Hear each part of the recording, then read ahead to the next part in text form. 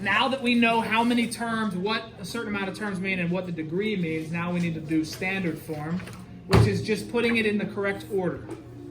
So standard form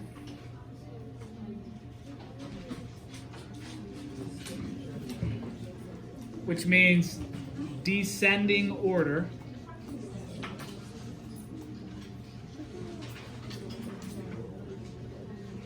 It's descending order based on degree. Okay, so let's look at this one here. 17x squared y to the 5th minus 12x to the 10th y to the 3rd plus 14 minus 6x squared plus 3y to the 4th. Okay, what type of nomial is this? It's a polynomial, meaning it's more than 3, right? Okay. Now, if I asked you what the degree was, what would you say?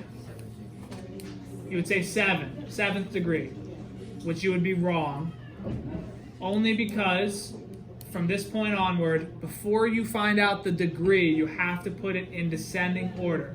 So the first thing you want to do is find out the degree of all of your terms. So what's the degree of this one? 7. What's the degree of this one? This one. This one. And this one. Okay. Which one is the highest degree? So that is your leading term. So we're going to rearrange our terms in descending order, starting with the biggest, going to the smallest. What's our last term? 14. All right, now, what do you have to be careful when moving these around? Negatives. The subtraction always stays with the term to its right. So this is not minus 12x to the 10th y to the cube. Think of it as negative 12. So let's write this. Negative 12 x to the 10th y cubed. What's next? 7 plus 17x squared y to the 5th plus 3y to the 4th minus 6x squared plus 14. Okay, this is now in standard form, which means it's in descending order. When we solve quadratics and when we factor polynomials, it's important that we're going to have these in the right form. This is standard form. This is the form you want it in. Most of the time, it'll already be given to you in standard form, but if it's not, you have to be able to put it in this form. All right. Now, what is the degree of this polynomial? This is a 13th degree polynomial.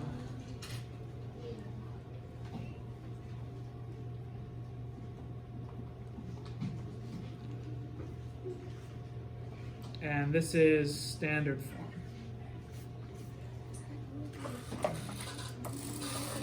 Okay, questions about what I need you to do for this in order to get it in a standard form? Yes? For polynomials, yeah. Or when we're solving an equation that has a polynomial on one side, you want to get it in order also. Yeah. Okay, do 2a and 2b on, is it still 260?